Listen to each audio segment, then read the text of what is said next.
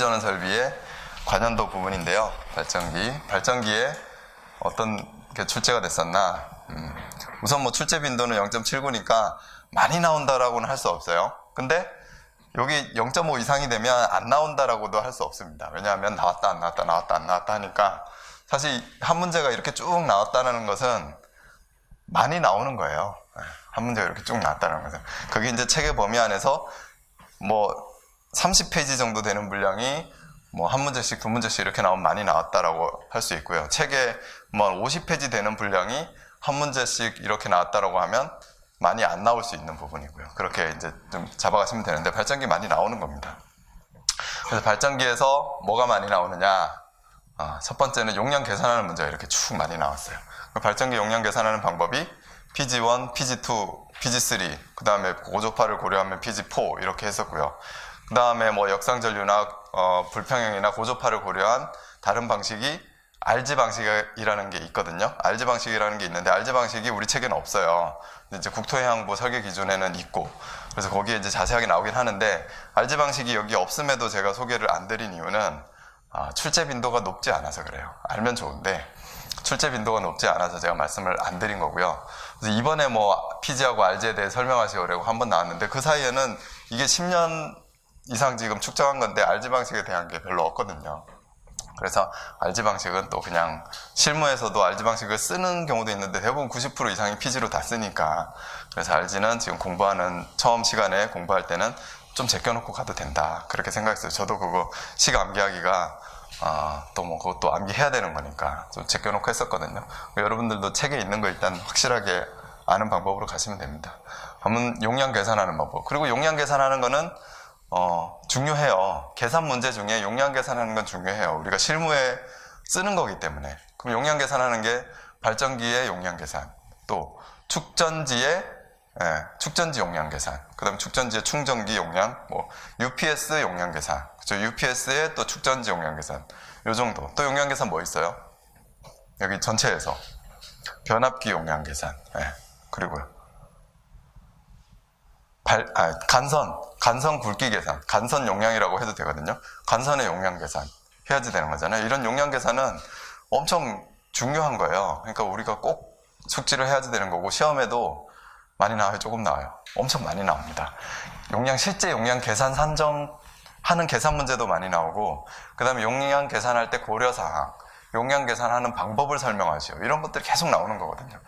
그러니까 용량 계산 중요합니다. 왜냐면 실무에 쓰는 거니까. 그래서 여기 제가 말씀드린 요 정도 용량 계산은 잘 해야 돼요. 기술사 합격을 하기 위해서. 발전기에서도 지금 이 용량 계산이 이만큼 나온 겁니다. 그래서 용량 계산을 실제로 해라, 용량 계산 상정하는 방법을 설명해라, 용량 계산할 때 고려사항을 설명해라, 이런 것들이 계속 반복해서 나오는 겁니다. 나오고, 예비전원 설비 계획, 이것도 마찬가지예요. 예비전원 설비 계획도 일부는 용량 계산하면서 생각해야 되는 것들, 또 여기에서 일부는 어떤 발전기 실을 구축할 때 대상 부하는 어떻게 잡을 건지, 발전기는 뭐 어떤 부하에 공급할 건지, 또 발전기는 어디에 설치할 건지, 이런 것들이 이제 계획에 나오겠죠. 그리고 발전기 실을 어떻게 구성을 할 거냐, 여기 정확하게 면적이라든지 유지관리라든지, 위치, 면적, 기초 및 높이, 발전기 실의 전체적인 높이, 그다음에 발전기 실의 기초, 발전기 실을 어떤 소음에 대한 대책 세워야 되잖아요. 환기 대책도 나중에 세워야 되죠. 그런 것들에 대해서 구체적으로 찍어서 물어본 거고, 그냥 발전기실 설계에 대한 발전기실 설계 시 고려사항을 설명하시오. 그러면 땅땅땅땅 목차 세워서 가야죠. 이런 것들이 떠오르면서. 여러분들 지금 떠오르긴 해요. 제가 얘기하면 분명히 들었던 얘기고 떠오르시긴 할 겁니다. 이해가 한 절반 정도 되어 있으실 거예요. 근데 이제 이해를 일단 자기 걸로 만들고, 그 다음에 수없이 반복을 해가지고 중요한 요점을 여기에 쓸 수 있게끔 만들어야 됩니다. 자, 그리고 또 뭐 면적 높이 또 이런 얘기고, 여기 예비발전기 설치 시 설계 시 고려사항, 그럼 또 설계 시 고려사항을 쭉 적어주면 되는데, 디젤 엔진, 공랭식, 우리가 이제 일반적으로 쓰는 게 디젤 엔진을 많이 쓰잖아요. 가스터빈보다 쓰고, 우리가 쓰는 게 순행식도 있고 공랭식도 있는데, 작은 용량에서 건축물에서 쓰는 게 공기로, 거기 냉각수가 있긴 있지만 공기로 다 불어내는 그런 식히는 방식이거든요. 순행식이다라고 하면 냉각탑에서 막 물이 오고 다른 데서 물을 끌어와서 식히고, 그런 식이 이제 순행식으로 크게 가는 거잖아요. 그런 것들 대략 이해하고, 이렇게 갈로를 쳐놓고 이런 식으로 살짝 구체적으로 물어보면 이해가 잘 안 되어 있으신 분들은 엄청 당황해요. 이거 알겠는데, 발전기 설계서 고려사항 내가 막 열심히 책에서 봐가지고 다 알겠는데, 디젤 엔진은 뭐 공력, 여기에 대한 건 뭐지? 이러면서 이제 함정에 빠지거든요. 근데 아무런 함정도 아닌 게 함정에 이런 글이 있다라고 해서 함정에 빠지니까 평소에 생각을 안 한 거죠. 그런 것들. 그 다음에 병렬 운전 어떻게 할 건지, 크기, 위상, 주파수, 그 다음에 파형의 형태 같아야 된다 이런 얘기, 그거 계속 나오는 거고요. 그 다음에 디젤 발전기 말고 가스터빈 발전기, 중요한 부하, 깨끗한 품질을 대상으로 하는 그런 부하에 요즘 얘기하는 IDC 센터, 데이터 센터라든지, 그 다음에 또 뭐 전력 품질이, 예비전원 품질이 좋아야 되는 그런 대상에, 그죠? 가스터빈 발전기를 설치한다. 네, 그렇게 나왔고, 그 다음에 축전지에 대해서는 또 뭐가 나왔을까요, 여기에서는? 축전지 나올 게 사실 뻔하거든요. 우선 빈도수 한번 보면, 출제 빈도가 0.36이에요. 그러니까 별로 안 나오는 건 맞습니다. 네, 별로 안 나오는 건 맞고요. 쭉 안 나오다가 이렇게 툭툭툭 이렇게 가끔씩 튀어나오는데, 최근에 좀 이렇게 나왔어요. 그럼 앞으로 쭉 안 나올지? 들쑥날쑥 하면서 나올지? 그건 사실 알 수 없어요. 알 수 없는데, 그래서 출제 빈도가 0.36이니까 많이 나온다라고 할 수는 없습니다. 근데 여기에서 나올 게 너무 뻔한 거예요. 나오면 지금 이렇게 쭉 나왔는데, 이 중에 대부분이 지금 용량 산정 이렇게 차지한 거죠. 하나, 둘, 셋, 넷. 여기에서 뭐 한 몇 프로입니까? 한 40%, 30% 정도 용량 산정에 할애를 한 거예요. 축전지 계산은. 나오면 용량 산정하는 법에 대해서 나올 거다. 실제 계산 풀어봤죠, 우리 강의 시간에. 그리고 여기 고려해야 될 대상들, 그런 것들이 나오고, 특히 축전지다라고 하면 내가 생각해야 될 게 AH인데 내가 이 방전하는 시간하고 방전하는 크기하고 뭔가 비례적으로 가지 않고, 그죠? 고율 방전, 같은 이만한 사이즈인데 큰 전류를 낼 때는 짧은 시간 동안밖에 얘가 화학 반응을 못 하더라.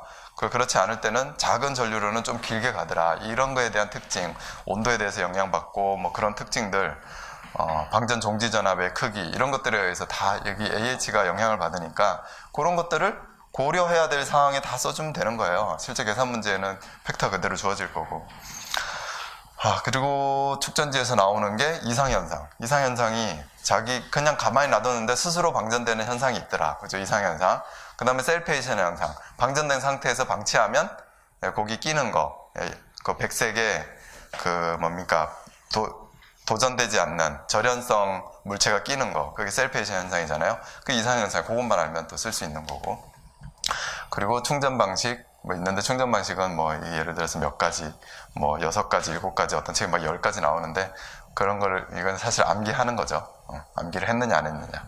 이런 거는, 저 같은 경우에는 일단은 좀 제껴놓습니다. 왜냐하면 암기 칙 해가지고, 암기가 이해를 동반한 암기가 아니라 그냥 사실 좀 암기다 보니까, 저 같은 경우는 좀 제껴놨는데, 하셔도 돼요. 무슨 충전, 세류 충전, 균등 충전, 많잖아요. 부동 충전. 그 다음에 초기 충전, 다 의미적으로 다 있긴 있으니까 말들이. 축전지 실을 어떻게 구성할 건지 한번 나왔었고요. 그리고 UPS, 지난 시간에 끝냈던 UPS인데, UPS도 분명히 용량 계산하는 문제가 제일 많이 나올 가능성이 있습니다. 그리고 UPS는 또 많이 쓰잖아요, 우리가. 이제 중요 부하에 많이 쓰니까 어떻게 그런 부하 선정을 할 건지, 이제 운전 방식이 또 있다 보니까 오프라인, 온라인 그런 거 문제가 나옵니다.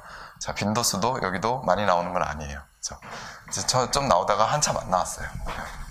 나올지 안 나올지 모르겠습니다. 근데 가끔 한 문제 얘도 나온다. 나오면 용량 계산하는 문제가 그냥 나올 거고, 용량 계산하는 문제 나오면 이것도 축전지, UPS도 축전지가 들어있으니까 축전지하고 그냥 같이 공부하는 겁니다. 내용이 조금만 틀려요. 인버터율, 컨버터율 이런 걸 어떻게 넣을 거냐, 그것만 틀리고. 그 다음 용량 산정시 고려사항. 용량 산정시 고려사항은 모든 게 다 똑같아요. 변압기에서도 전체 부하 용량을 다 커버해야 된다. 그거 용량 이상이 돼야 된다. 대용량 동력이 있으면 그때 대용량 동력이 기동할 때 기동 용량을 고려해서 해야 된다. 또 기동 시에 기동 전류가 흘려 들어가니까 그때 생기는 전압 강화가 다른 기기에 영향을 미치지 않게끔 전압 강화 기준을 만족해야 된다. 15% 또는 10%. 안 주어지면 15%. 뭔가 주어지면 그거에 따라서. 그게거든요, 변압기에서. 발전기에서는요, 똑같았어요. PG1, 2, 3가 변압기도 고주파 또 고려해야죠. 최근에 고주파 많으니까.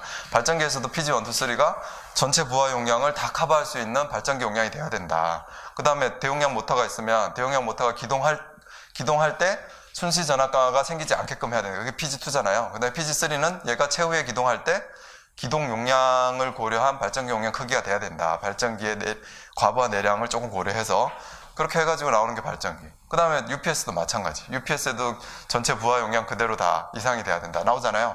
그리고 기동 부하가 있을 때 기동 부하의 기동 용량을 다 고려해야 된다. 그렇게 나왔었고. 또 전압 강화가 더 타이트했죠. 얘는.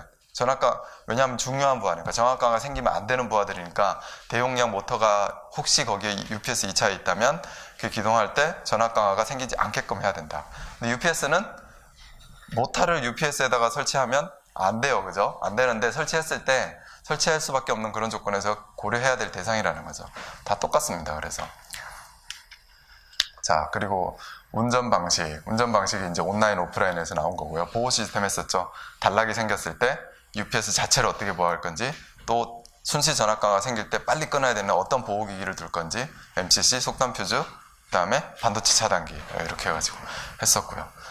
그래서 그럼 지락 시에는 또 어떻게 할 건지, 지락 시에는 지락 전류가 크게 흐르지 않으니까 그냥 그대로 공급은 해야 되고 경보는 해야 되겠다. 이런 얘기 이제 생각나면 이제 발전기 예비전원 다 한 거거든요. 예비전원의 발전기, 축전지, UPS 이 중에는 무조건 한 문제 나와요. 일반적으로 무조건 한 문제는 나오고 한두 문제가 매 시험마다 그렇게 나오는데 그러면 그거 안 맞출 거냐, 이제 이 정도 공부해서 맞춰야지 되지 않냐라는 거죠. 기술사가 되기 위해서. 그죠? 사실 뭐 실제로 하면 만만치는 않은데 저도 여기 서서 네가 해보면 이게 뭐 쉬운 거냐 이렇게 얘기할 수 있는데, 저는 이제 합격한 입장에서 그럼 내가 이걸 다 알고 합격했냐, 그건 아니에요. 사실 얘기했잖아요. 모르는 것을 알아가는 과정이 공부인 거고 시험 공부인 건데, 모르는 걸 알아가는 과정에서 100% 다 알고 합격하는 게 아니라 알아가는 과정에서 합격하는 거거든요. 운이 좋아서 합격했든 뭐 알아가서 처음에 50점이 됐다가 55점 됐다가 60점이 됐다가 이렇게 60점으로 합격하는 거니까, 그렇게 해서 합격점을 통해서 쭉 올라가면 됩니다. 이렇게 수평으로 공부하시지 마시고 쭉 올라가면서 공부하시면 돼요. 이렇게 해서 이제 예비전원 문제를 한번 봤습니다.